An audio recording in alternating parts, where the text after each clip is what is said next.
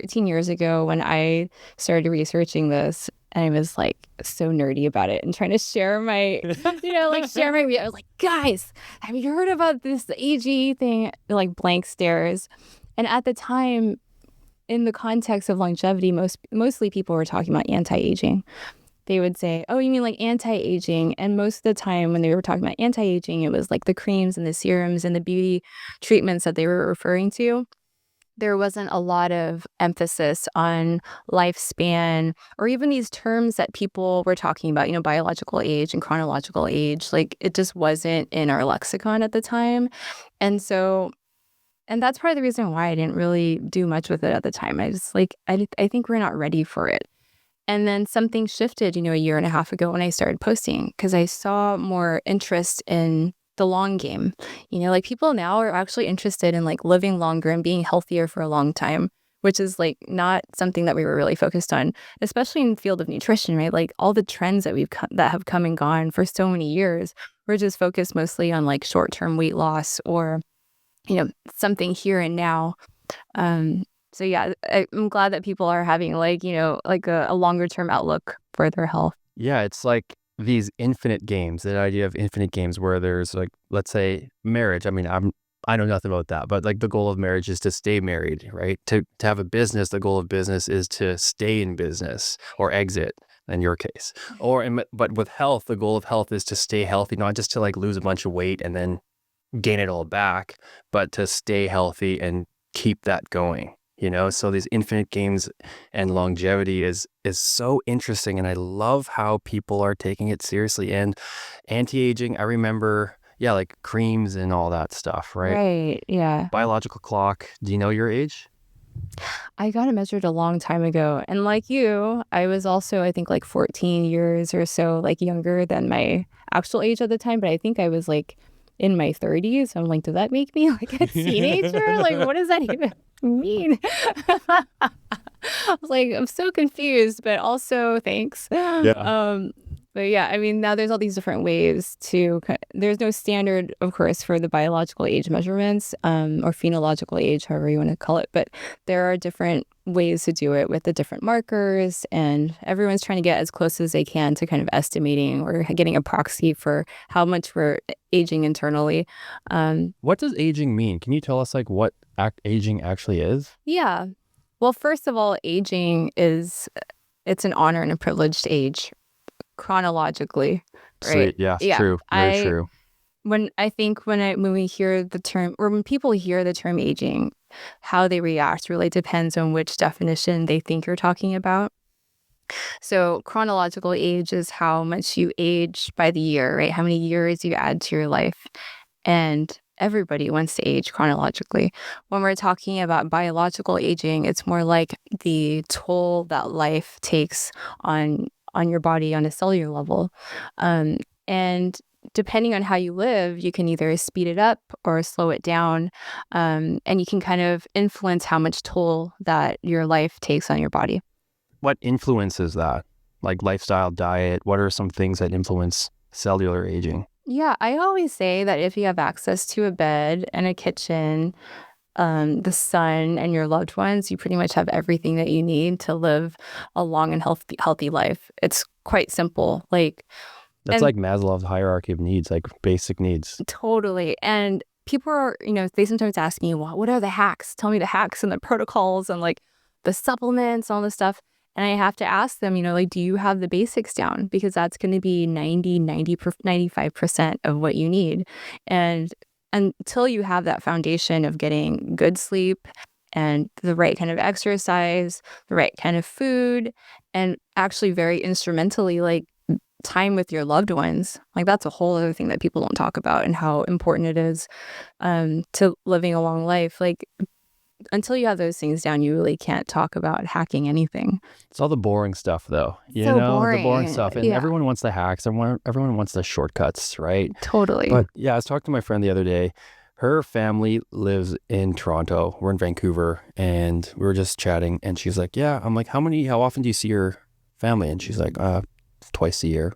No, yeah. And so, twice a year. Let's say her parents live for another 20 years and she sees her Yeah. family twice a year, that's only 40 more times that you get to see your family. Oh, that's so And sad.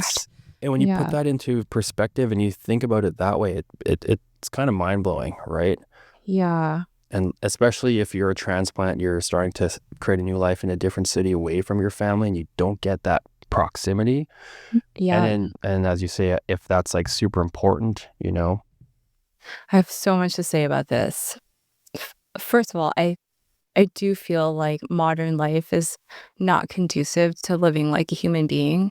And one of the best things you can do to age well is to live like a human being. And it's really hard to do that these days. It's hard to get the right amount and good quality sleep. It's hard to eat well. It's hard to like see your loved ones, especially now when we live in a more global world and people are all over the place, with work. It's really hard to find yourself in the same town that you lived in with your parents and your family. Um, sometimes it's hard to find the right time to exercise or enough time to exercise. So modern life makes it really difficult to live as humans. And if I could give any advice, it's like try your best to live a human life, and that will cover most of your bases. In terms of like this spending time with loved ones, they've actually done studies with elderly people where they've given injections of oxytocin. Oxytocin is a love hormone. It also has also been called the longevity hormone because it's so great at repairing DNA. You can actually see telomeres lengthen when you inject oxytocin, which is really sad because oxytocin is something that you should be developing in your own body, as you spend time with loved ones. But in the absence of that, they've actually tried to give synthetic oxytocin, and that actually even has a positive effect. So it's just amazing to see how important it is to spend time with loved ones and to, share moments with them, and hopefully more than twice a year. Okay, so lots to unpack there. Oxytocin, that's not just romantic love then. It's with loved like family and friends and Yeah. okay. It's spending time with loved ones in any capacity. They've done studies on dads, and dads who spend more time with their kids actually live longer, and Wow. quality time with their kids. Yeah. There's just so much evidence to show that, again, living as humans and being in each other's company is the best way to live. And that's why actually I talk a lot about like shared communal meals and things too, about how important it is to like eat together. I think someone wrote a book years ago about like never eat alone, like Damn saying it. That's me. After it's I make my videos, it's I'm really eating the hard. kitchen and I'm just Yeah, like eating by myself. it's really hard because it's like, we're all busy hmm and yeah. So, can you explain what telomeres are? So telomeres are the ends of DNA, and they can actually shorten as you age. And so what you want in order to keep your DNA for as long as possible and healthy as possible is to have the longest telomeres possible. So that's why sometimes they use them as a proxy of how healthy DNA is. So, okay, this is my recollection from college biology. So, you have this DNA strand, and then at the start of the strand, you have the telomere. And over time, throughout, as we age and as our body moves forward, our DNA is constantly replicating. And it has these like machines that attach to the telomeres and they replicate. And every time it replicates, it keeps getting shorter and shorter and shorter and shorter. And that's what I remember about the aging. So like as the telomeres shorten, at some point in time, we just lose a bit of material every single time. But Running now, out of thread. running out of Yeah, thread. yeah. Yeah, nice. Okay. Yeah. Is that kind of, Yeah, in a nutshell. Yeah, and there's things that you can do to influence how long or short the telomeres are. And I'll be the first to say this is not my like, area of expertise, but sleep is a really important one. So for people who are really skimping on sleep, like shift workers, for example, you can see the difference in their telomeres from some compared to someone who's getting consistently good quality sleep. So there are different measures, that you can take in your life to make sure that you're treating your telomeres right. But again, those things are pretty basic and kind of boring, right? yeah, Like for the sure. sleep, eating well, hydrating, getting sun.